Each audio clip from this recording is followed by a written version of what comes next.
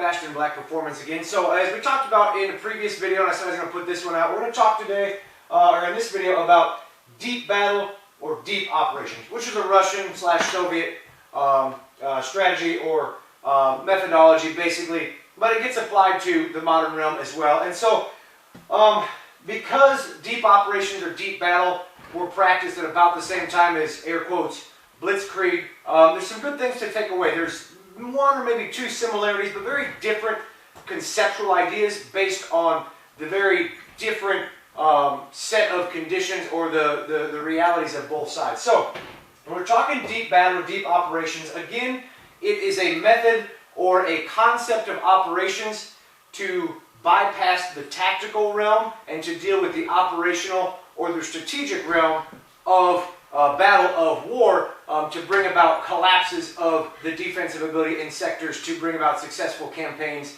and such. So, the first one, this is very much the same as Blitzkrieg, but deception is absolutely vital to deep operations, and the Soviets were very good at it.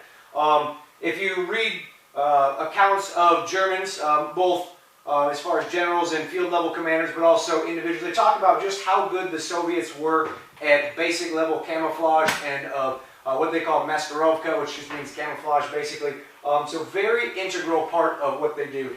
The second part is mass. Alright, so what makes deep operations traditionally Russian is the fact that they have a ton of space, they have a ton of manpower, and they have a ton of equipment to fall back upon, especially when they're receiving lend-lease from Americans and the British like they were. But so they have to play to the mass. So they mass at their points of attack, both infantry and armor, but especially artillery, and that is a very key component to the initial part of their assault.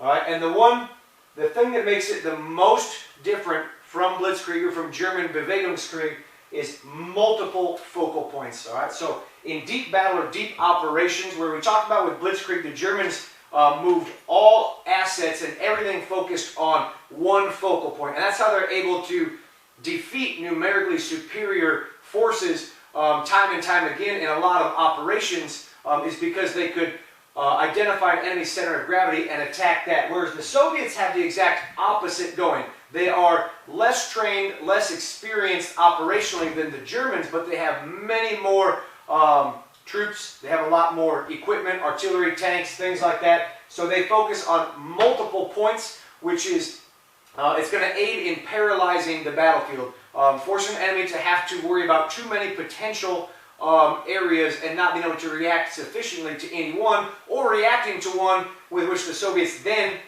shift their focus to another one and become successful that way. Alright, and over there on the other side we put assault logistics, and what I mean by that is the Soviets, when you read the accounts of the battles, especially when you read first-hand accounts, is you become very aware that they were very good at, once they broke through the tactical level and moved into the operational or strategic level, they immediately assaulted logistical areas, whether they're supply depots, rail depots, convergences of roads, bridges, things like that. The Soviets were very good at that. And when you read contemporary German accounts, it's kind of interesting because they talk about, while many of the penetrations in certain attacks might be stopped, they always seem to run into the Soviets at the rail depots, especially when you read tankers' accounts, because they're being moved in on the rails. They have to come off the train, get in their vehicles, and then they have to move. And they talk about how the Soviets always seem to be at the rail depots. Right? Then an integral part of deep battle and deep operations is also the defensive side after or coinciding with the offensive side. So I put attack to defend.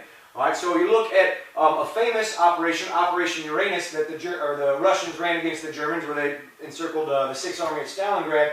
They attacked through, they met up at Kalach, and then they set up basically what you would kind of think of as a breakwater, so that any assault by the Germans to relieve Stalingrad would exhaust itself or would incur a lot of casualties running into this defensive position, which would work to the Soviets' advantage because they have plenty of time, they have plenty of space, they have plenty of manpower, so they have to use that to try to exhaust the German superiority when it comes to operational and tactical level.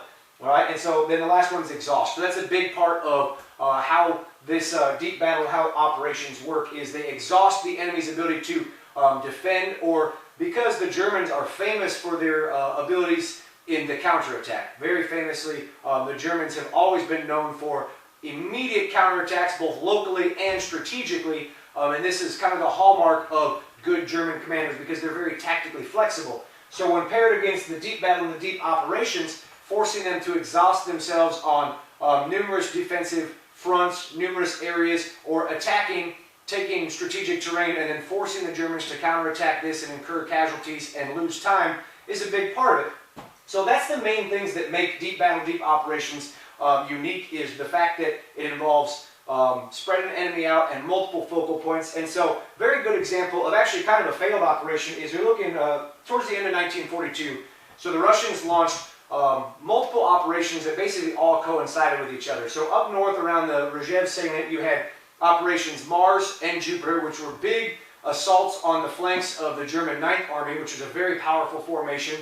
And then south you have Operation Uranus, which encircled the German 6th Army, and then Operation Saturn, which turned into Operation Little Saturn after that, which was meant to expand beyond that and move in deeper into the operational and strategic rear to even further cut off that part of the Axis forces, but also to interdict any retreating or counterattacking German forces. Now, Stalin and the Russians tended to claim that Mars and Jupiter were deceptive operations the whole time, but given between the two of them, they involved well over 1 million men assaulting. It's kind of one of those whitewashed Soviet propaganda things. But what it did, it started to signal was the Soviets were not quite ready to handle the full-scale idea of the deep operation. So a couple of their thrusts failed, but the primary one around the 6th Army did succeed. And then when we get into later 43, and then especially into 1944 with Operation Bagration,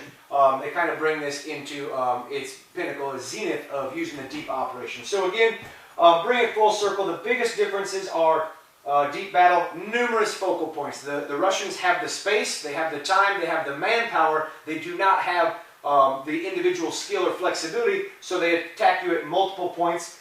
Very huge on deception, very traditional Russian skill and very traditional thing that they used. And then attacking the logistics and using the attack to facilitate the defense. Very traditional Soviet methodology, especially in the deep battle. And so we can kind of start to see now how that works into what we do with combined operations, even at the smaller scale, but in the modern realm, when we pair that with what we have for armor and aircraft of the day. So remember guys, only the hits count, and you can never miss fast enough to catch back up.